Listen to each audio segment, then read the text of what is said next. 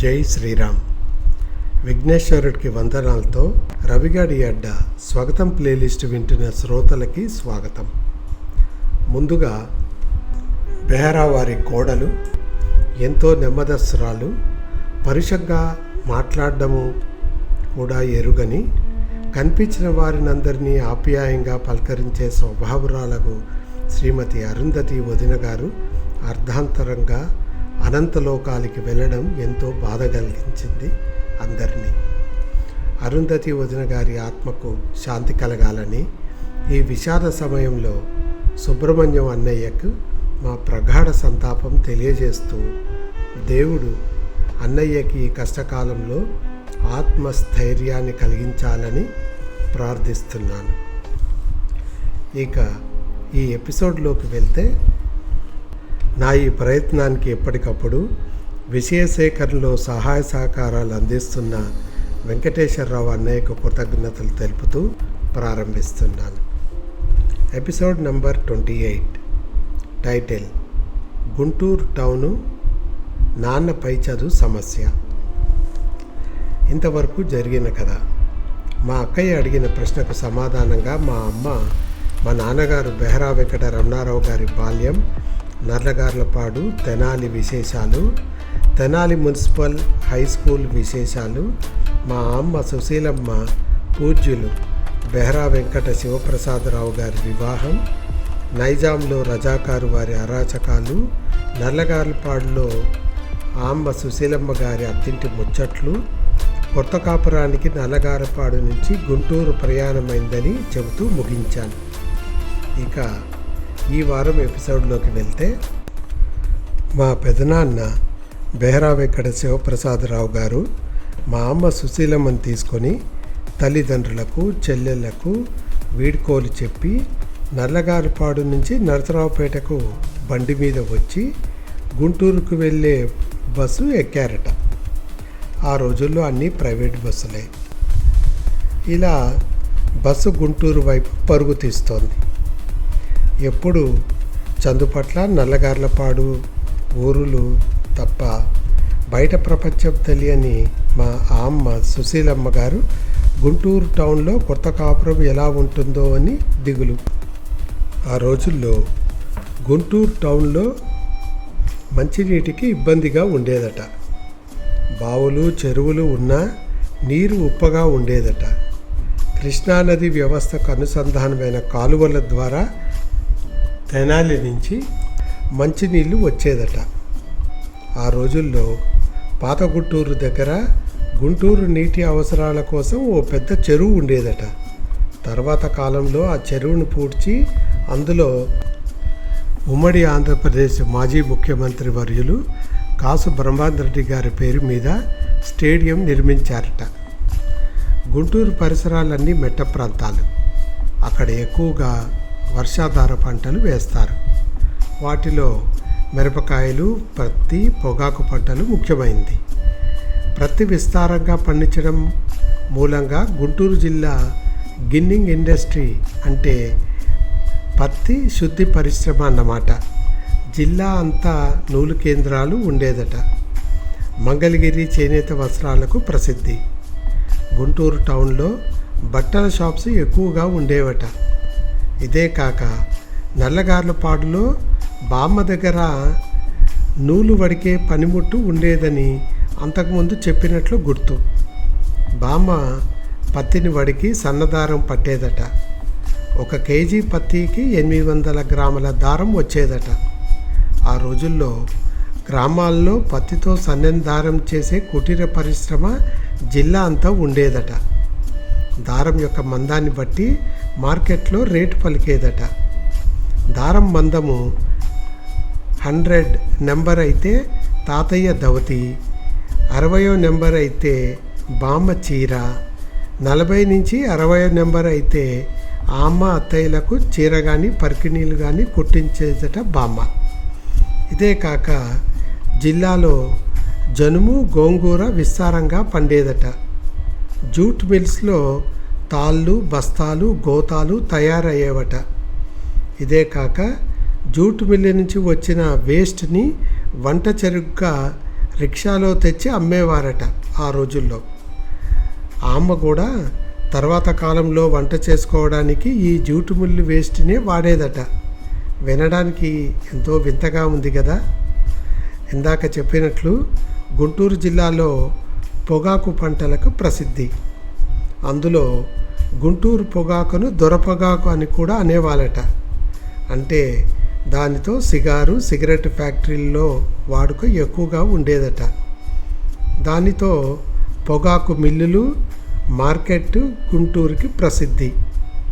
పొగాకు వర్తకం మూలంగా తెల్ల ధరలు ఎక్కువగా గుంటూరు టౌన్కు వచ్చేవాళ్ళట. వీరి వల్లేనేమో క్రిస్టియన్ మతం ప్రాపకం జిల్లాలో ఎక్కువగా ఉండేదట.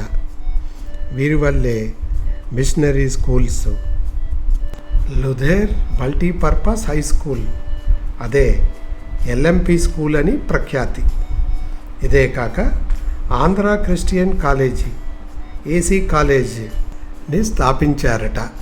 ఈ ఏసీ కాలేజీలోనే ఎన్టీఆర్, జగ్గయ్య బిఏ చదువుకున్నారట. వీరే కాక అక్కడ ఉన్న హిందువులు మేం మటుకు తీసిపోయావా అన్నట్టు హిందూ స్కూల్ అండ్ కాలేజీని స్థాపించారట. అదే హిందూ కాలేజ్ అని ఫేమస్ అయింది. ఈ విద్యా సంస్థలతో గుంటూరు టౌను ఉన్నత విద్యాభ్యాసానికి కేంద్రంగా ఉండేదట ఆ రోజుల్లో. ఇదే కాక ఆంధ్ర మెట్రిక్ అంటే 10వ తరగతి పరీక్షలు అంతకుముందు ఏ విద్యార్హత లేకుండా డైరెక్ట్గా వ్రాసే వీలు ఉండేదట గుంటూరులో. ఈ పరీక్ష కోసం ఆంధ్ర ప్రాంతం నుంచే కాక హైదరాబాద్ నుంచి కూడా వచ్చి చదివేవారట. ఆ రోజుల్లో గుంటూరు టౌన్లో క్రిస్టియన్ నన్స్ నడిపే కన్యల హాస్పిటల్ కూడా ఫేమస్ అట. నిండు భారతావనిని రెండుగా చీల్చిన పాకిస్తాన్ దేశ స్థాపకుడు మహమ్మద్ అలీ జిన్నాకు గుంటూరులో వీరాభిమానులు ఉన్నారంటే ఆశ్చర్యం కలగకపోదు. వారు అతని గుర్తుగా ఊరి నడిబొడ్డున కట్టుకున్నదే జిన్నా టవర్. ఆ సెంటర్లో నిజాం మిఠాయి షాపుకి ప్రజాదరణ ఉండేదట. ఈ షాపు హైదరాబాదు నుంచి వచ్చిన యాదవులు స్థాపించారని చెబుతారు. అంతలో బస్సులో అలజడి. గుంటూరు టౌన్ వచ్చిందని బస్సు కండక్టర్ వేసిన గావుకేకతో ఉలిక్కిపడి నిద్రలేచింది సుశీలమ్మ గారు. గుంటూరు టౌన్ బస్ స్టాప్లో దిగారు బెహారా శివయ్య, సుశీలమ్మ గారులు. నరసరావుపేటతో పోలిస్తే కాస్త జనాలు ఎక్కువగానే ఉన్నారనిపించింది సుశీలమ్మ గారికి. ఎరా అబ్బాయి, రైలుపేటకు వస్తావా అని రిక్షా వాళ్ళని పిలిచిన గంభీర స్వరం. తల ఎత్తి చూడగా ఎదురుగా 6 అడుగుల ఆజానుబాహుడు. గొంతులో ఎదుటివారిని శాసించే పోలీసు వాసన పసిగట్టి ఏ బేరము చేయకుండానే గమ్మున రిక్షాలో ఎక్కించుకొని రైలుపేట వైపు పరిగెత్తించాడు రిక్షాని ఆ రిక్షావాలా. ఓ 10 నిమిషాల్లో రైలుపేటను చేరుకుంది రిక్షా. వీధి అంతా బట్టల షాపులే. వీధిలో ఓ మూల ఇల్లు. ఇంటి ముందు రిక్షా ఆగ్గానే ఓ ముసలాయన ఇంటి నుంచి బయటకు వచ్చి సుశీలమ్మ, శివయ్య గారులకు స్వాగతం పలికాడు. ఇంతకు ఈయన ఎవరనుకుంటున్నారా? ఆయన పేరు పెంగడి వెంకయ్య గారు. ఇంటి పేరు సిస్లావారు. ఆయన ఆ ఇంటి యజమాని. ఆ బాడాలో వీరు అద్దెకున్న పోర్షన్ వైపు అడుగు వేసింది సుశీలమ్మ గారు. అది ఒకే గది, విశాలమైంది. గదిలో ఓ మూల వంటిల్లు.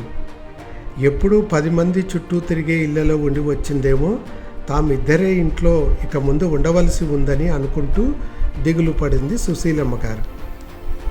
ఇక్కడ కట్ చేస్తే మా నాన్న బెహ్రా రమణారావు గారు తెనాలిలోని తమ అక్క నారపరాజు సుబ్బమ్మ గారు, సుబ్బారావు గారుల దగ్గర ఉంటూ తెనాలి మున్సిపల్ హై స్కూల్లో చదువుకుంటున్నారని చెప్పినట్లు ప్రేక్షకులకు గుర్తుండే ఉంటుంది. ఈ సృష్టిలో గతి ఎరిగి తన కర్తవ్యాన్ని తూచా తప్పకుండా నిర్వర్తించే వాళ్ళలో ప్రథముడు మన సూర్యభగవానుడే.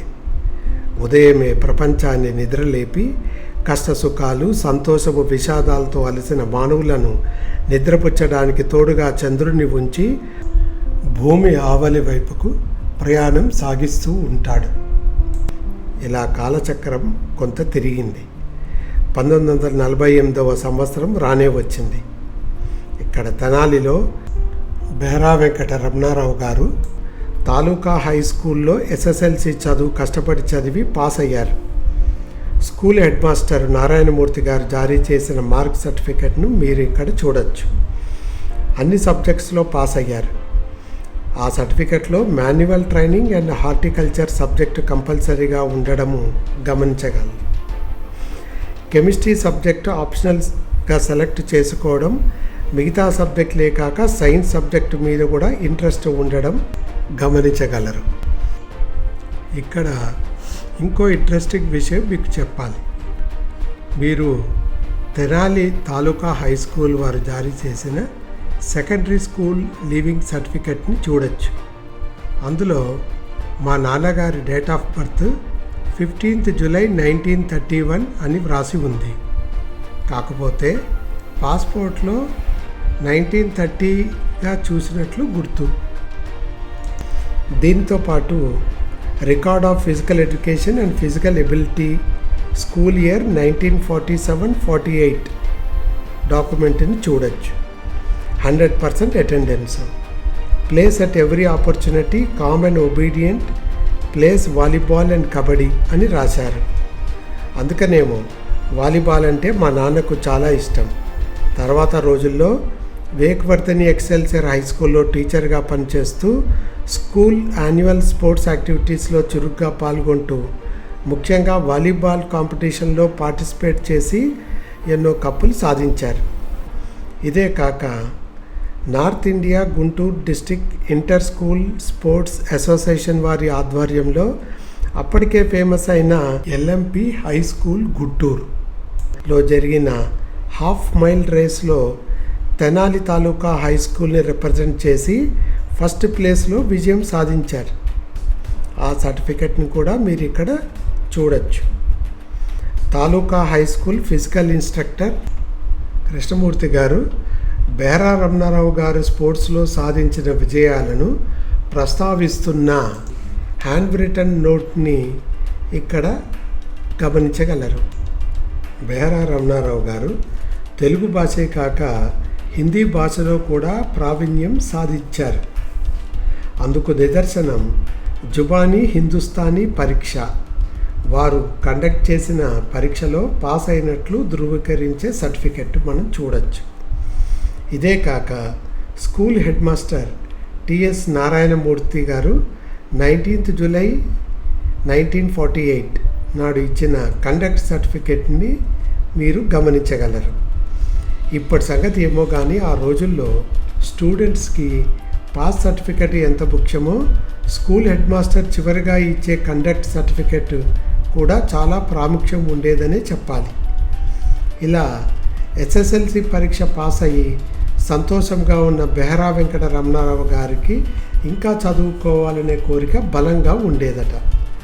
ఎస్ఎస్ఎల్సి చదువు తర్వాత ఇంటర్మీడియట్ చదువు. కోర్సు డ్యూరేషన్ 2 సంవత్సరాలు. ఆ రోజుల్లో ఇంటర్మీడియట్ చదువుకోవాలంటే పల్నాడు మొత్తం మీద గుంటూరులోనే కాలేజీలు ఉండేవని ఇంతకుముందు చెప్పాను. కానీ కాలేజీ చదువులు చాలా ఖర్చుతో కూడింది.